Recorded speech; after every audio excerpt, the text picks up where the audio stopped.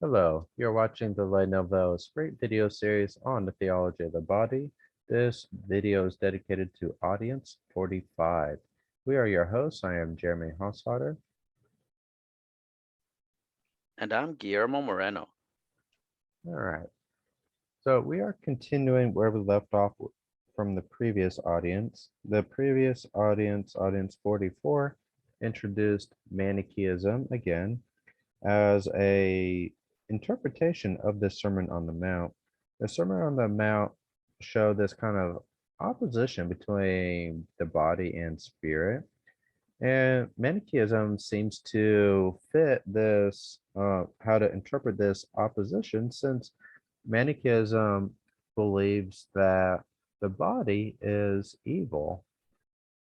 So everything that's matter is evil. So body, sex, that's all evil, according to the Manichees. The question is whether that is actually what Christ taught. So the question is, does the Sermon on the Mount is this Sermon on the Mount to be interpreted according to Manichaeism, and how are we to understand the accusation of the heart? So Manichaeism represents a accusation of the heart, since the heart, the body, the matter, it's all evil, right? We have the impulses of the heart that leads us towards sexual attraction, responding to the sexual value of the other. And Manichaeans see all that as evil, and so they're going to place the heart, or I guess we should say they're going to accuse the heart of this. So essentially, their argument is, given the facts of concupiscence, we need to accuse the heart or condemn it, condemn the body. So these are all questions we need to keep in the back of our mind as we continue our discussion about the meaning of the Sermon on the Mount and the role of the heart. So the accusation of the heart, this is an accusation of the heart of the man of concupiscence. And JP2 wants us to keep in mind that this accusation is really a call to self-critical examination to determine whether oneself is yielding to the concupiscence of the flesh. And so the judgment about concupiscent desire is not a negation, but an affirmation of the body. The body and the spirit together determine man's ontological subjectivity. We've talked about these two words before. Ontological is referring to, well, ontology is the study of being.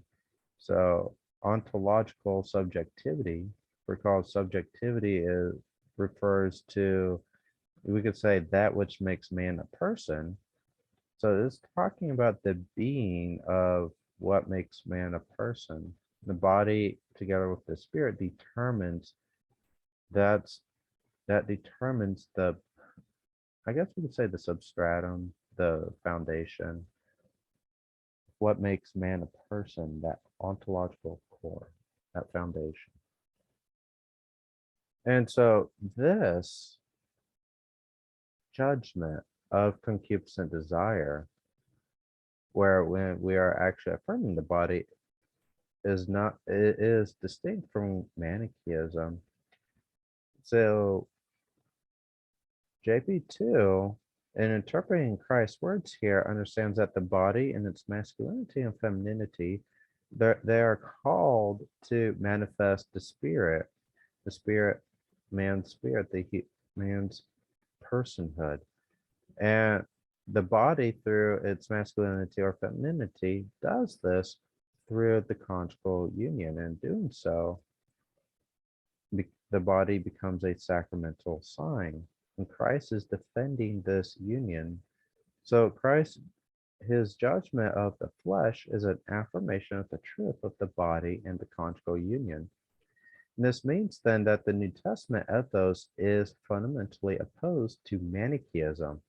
And the reason for this is precisely the fact that man's body is redeemed. There is the redemption of the body through Jesus Christ.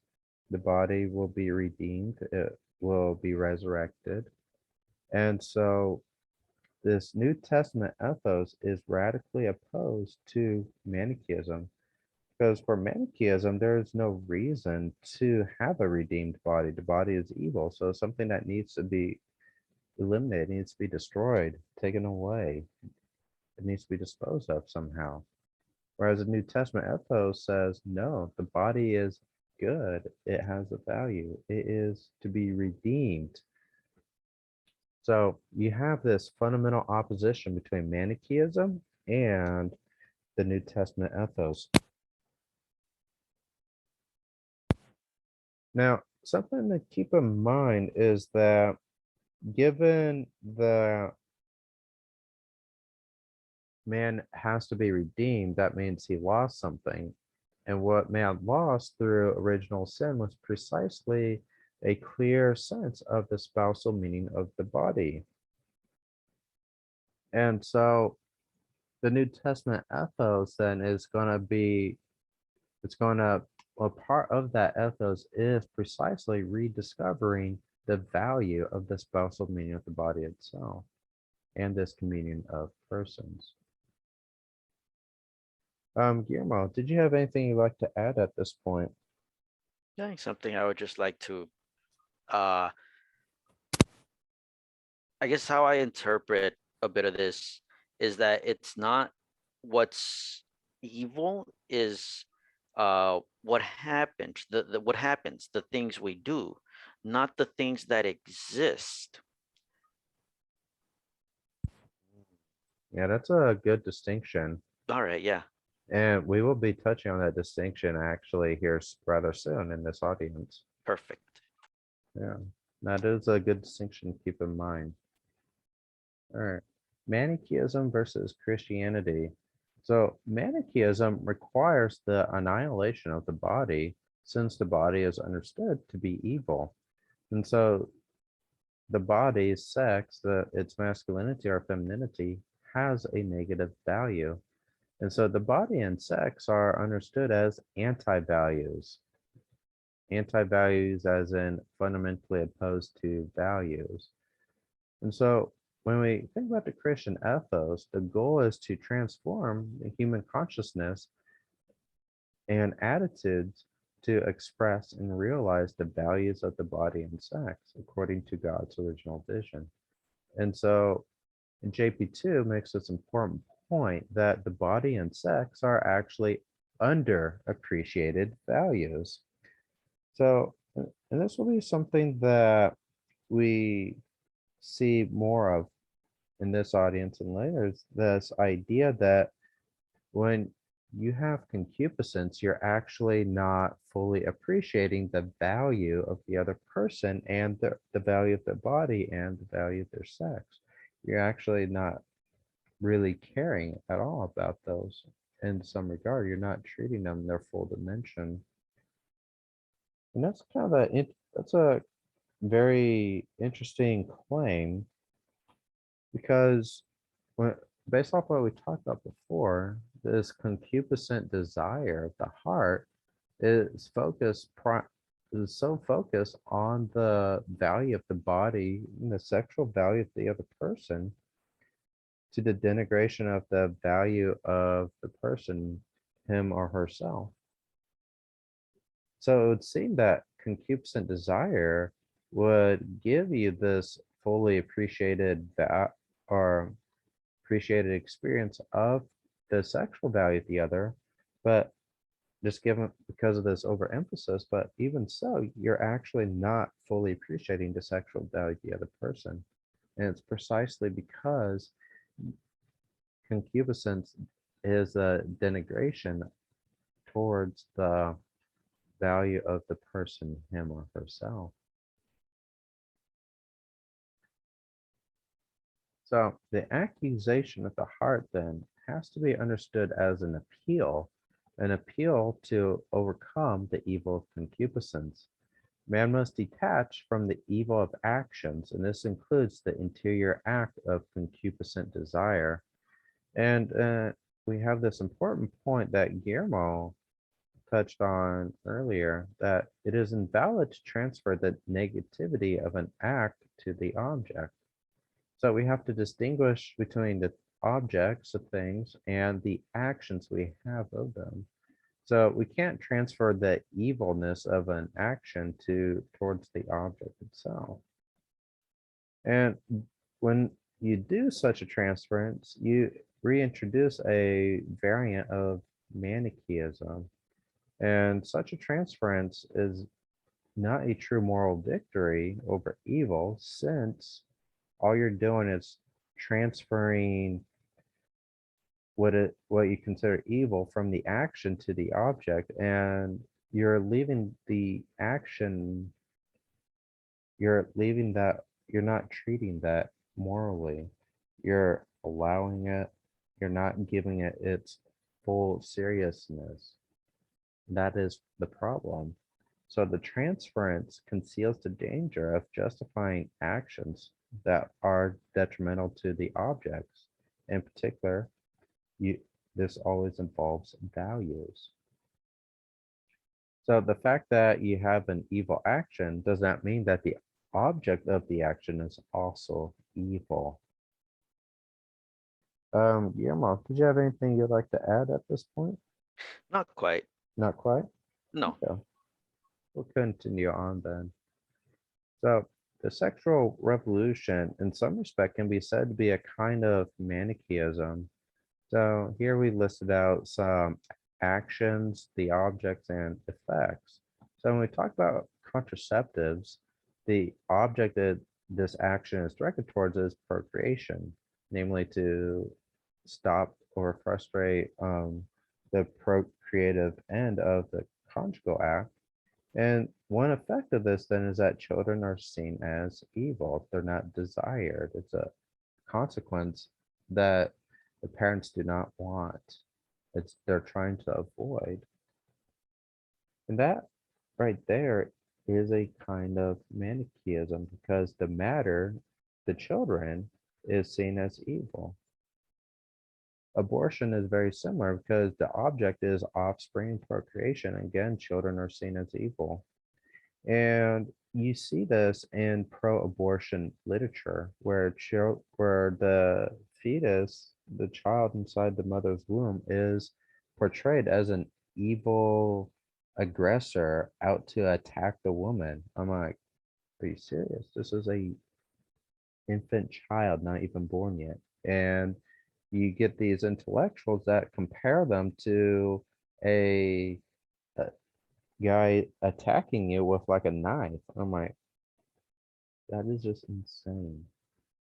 If you're interested, we do have an article on our website, nouvelesprit.com, called "The Child is Never the Child's Never an Unjust Aggressor," something along those lines, where I talk about some of the intellectuals who do, in fact, see the child, the unborn child, as an unjust aggressor. It's a very bizarre view, and they argue this to try and justify abortion. Another action is transgenderism, where the object that the action is ordered towards is sex, the masculinity or the femininity of the body. And this is seen as evil. And that has to be corrected through surgery, through hormone blockers, puberty blockers, you name it. We can also throw in divorce and just the general liberalization of sex. All these actions are in some respect a kind of Manichaeism towards marriage, procreation, and the sexual meaning of the human person. Did you have anything you wanted to add at this point, Guillermo? And I just want to uh, say that this is a really great chart. No, thank you. Yeah. No, thank you. Oh, did you have anything else to say, or No. just praise for the chart? Yep. All right, I'll take that then. Awesome. With that, oh, there is more. All right, I thought that was the end. All right. the distinction between accusation and appeal. So let's see. So the same words of the Sermon Mount on the Mount express both accusation and appeal. And so these words are a call to discover the full meaning of the value of the objects that the man of concupiscence does not fully appreciate. The adultery in the heart is a devaluation and impoverishment of authentic values. And we can think of this as an intentional privation of dignity. We are called to discover and affirm the value of the body and sex within the dignity of the personhood of the man and the woman as an integral whole. That is to say, the value and dignity of the human person requires that you treat them as an integrated whole, that their sexual value and that the value of their body is part of that whole. You cannot take a element and separate it out. You have to you have to have an attitude that takes into account the whole person according to their value. And so we are called then as part of this ethos of the New Testament to master concupiscence. And in doing so, we make such an affirmation of the values of the body, sex, and person. And so I believe this will be the end of our audience or our video. And so to make the final point then that Manichaeism is in essence an error and is to be outright rejected. You still there, Gamble? Yes, I am. All right, this is your last chance. I from what I'm really taking from all this, how bad Manichaeism is, and what is it? Well, it's a devaluation of um the body and, logically speaking, the soul, just because of how they're united. And what more can we logically conclude that the body is good, that sex is good the way God created it to be? And that's what needs to be emphasized, especially in a culture where we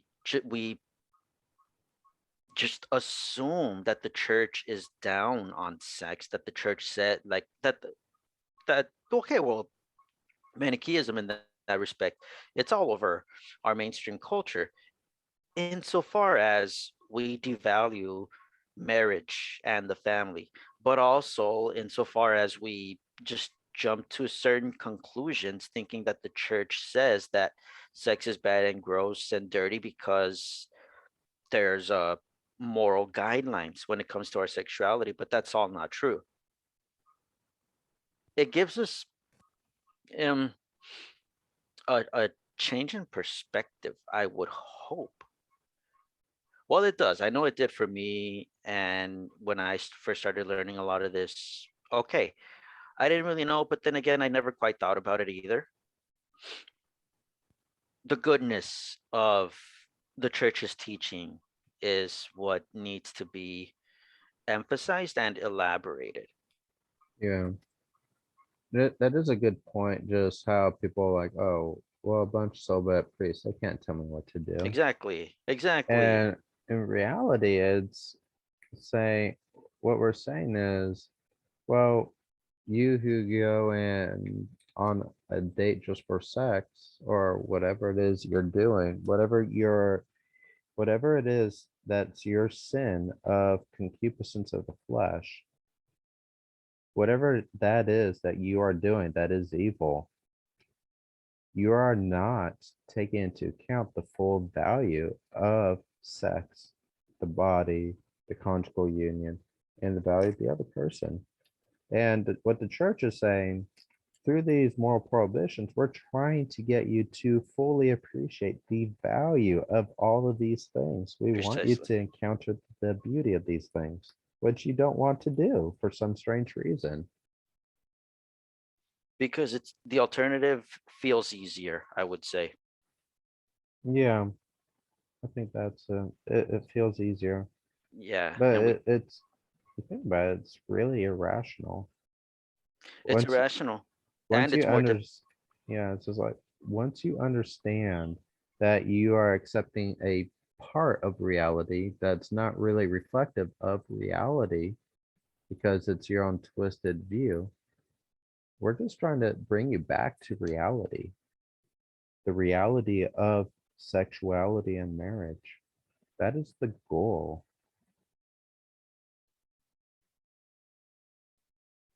If you want to reject reality, well, that makes you irrational by definition, in some respect.